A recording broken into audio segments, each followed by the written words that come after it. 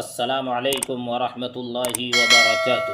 آپ تمام سامعین و ناظرین کا القرآن سینٹر میں ہم تہہ دل سے استقبال کرتے ہیں اور ساتھ ہی ساتھ دعا کرتے ہیں کہ اللہ تبارک و تعالی آپ تمام کو آباد و شاداب رکھے، خوش و خرم رکھے۔ تو دوستو، جیسا کہ آپ کو معلوم ہے کہ نورانی قاعدہ چل رہا ہے، اور آج نورانی قاعدے میں ہمارا سبق ہے تختی نمبر 23۔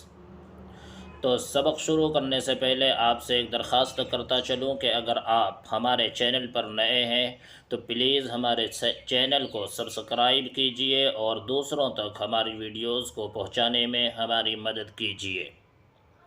آئیے اب بغیر کسی تاخیر کے سبق شروع کرتے ہیں۔ بسم اللہ الرحمن الرحیم۔ تختی نمبر 23، اقلاب۔ تنوین یا نون ساکن کا قاعدہ نمبر 3۔ اس سے پہلے ہم تنوین اور نون ساکن کے 2 قاعدے پڑھ چکے ہیں۔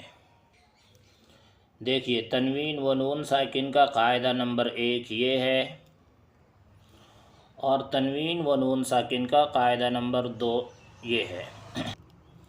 یہ تنوین و نون ساکن کا قاعدہ نمبر 2 ہے جو اب سے پہلے ہم پڑھ چکے ہیں، اور اگر آپ کو یہ دونوں سبق معلوم نہیں ہے تو پھر ڈسکرپشن میں لنک موجود ہے، آپ لنک پر کلک کر کے ان دونوں سبق کو دیکھ سکتے ہیں اور یاد کر سکتے ہیں۔ باقی آج کا سبق ہے ہمارا تختی نمبر 23، اقلاب، یعنی تنوین یا نون ساکن کا قاعدہ نمبر 3۔ تو آج ہم تنوین یا نون ساکن کے قاعدے نمبر 3 کو سمجھیں گے کہ اس کے اندر کیا بتایا گیا ہے۔ تو دیکھیے، تنوین یا نون ساکن کے بعد با آئے تو نون کو میم سے بدل کر غنہ اور اخفا کے ساتھ پڑھیں گے، اس کو اقلاب کہتے ہیں۔ اقلاب کے معنی بدلنے کے ہیں۔ اب یہاں نون ساکن یا تنوین کے بعد اگر با آ جائے تو نون کو میم سے بدل دیا، تو اس بدلنے کا ہی نام اقلاب ہے، اسی لیے اس تختی نمبر کا نام اقلاب دیا گیا ہے۔ ہجہ مثلا مم بخیلہ کے اس طرح ہوں گے: میم میم زبر مم، با زبر با، مم با، خا زیر خی، مم بخی، لام زبر لا، مم بخیلا۔ یہ دیکھیے، اصل ہے من بخیلا، لیکن اس نون کو میم سے بدل دیا کیونکہ نون ساکن کے بعد با آ رہا ہے، اور قاعدہ یہی بتایا کہ تنوین یا نون ساکن کے بعد با آئے تو نون کو میم سے بدل کر غنہ اور اخفا کے ساتھ پڑھیں گے۔ اب دیکھیے مثالوں کے اندر: من بخیلا۔ اب یہاں دیکھیے، نون کے بعد یہ با آ رہا ہے تو اس نون کو میم سے بدل کر پڑھیں گے من بخیلا۔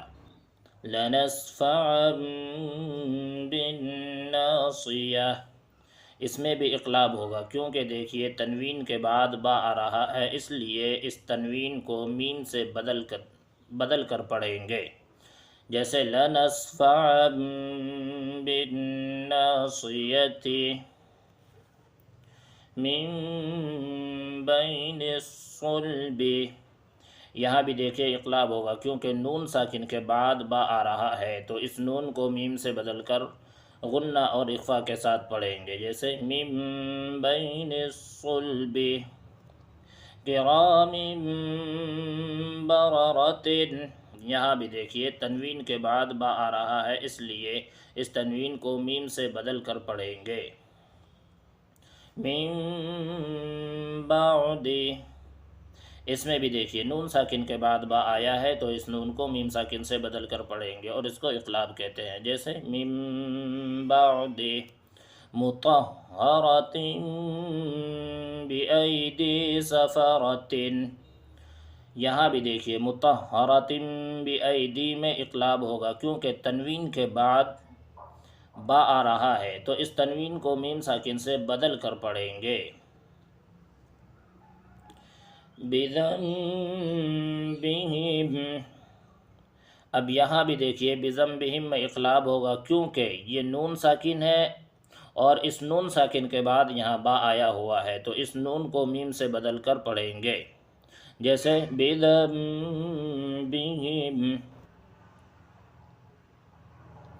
خبیر بما تعملون، اس میں بھی اقلاب ہوگا کیونکہ تنوین کے بعد با آ رہا ہے تو اس تنوین کو میم ساکن سے بدل کر غنہ اور اخفا کے ساتھ پڑھیں گے، اسی کا نام اقلاب ہے۔ جیسے خبیر بما تعملون، اب یہاں اگر ہمیں وقف کرنا ہو تو اس نون کو ساکن کر دیں گے اور تعملون پڑھیں گے۔ سمیع بصیر، اب دیکھیے سمیع بصیر میں بھی اقلاب ہوگا کیونکہ تنوین کے بعد با آ رہا ہے تو اس تنوین کو میم ساکن سے بدل کر پڑھیں گے۔ کلا لینبذن،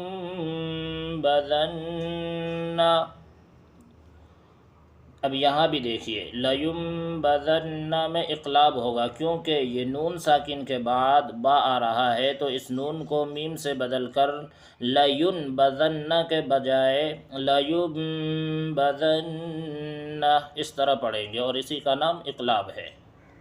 باقی اس نون پہ بھی غنہ ہوگا کیونکہ نون اور میم پہ تشدید ہو تو غنے کے ساتھ پڑھا جاتا ہے۔ علیم بذات الصدور، علیم بذات الصدور میں بھی دیکھیے اقلاب ہوگا کیونکہ میم پر تنوین ہے اور تنوین کے بعد با آ رہا ہے تو اس تنوین کو میم سے بدل کر پڑھیں گے۔ جیسے علیم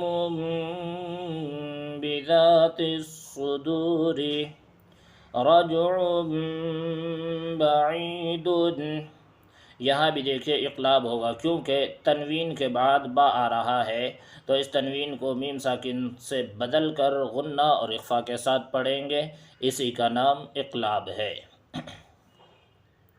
رسول بما لا تہوی، یہاں بھی دیکھیے رسول بما میں اقلاب ہوگا کیونکہ تنوین کے بعد با آ رہا ہے تو اس تنوین کو میم ساکن سے بدل کر غنہ اور اخفا کے ساتھ پڑھیں گے، اسی غنہ اور اخفا کے ساتھ بدل کر پڑھنے کا نام اقلاب ہے۔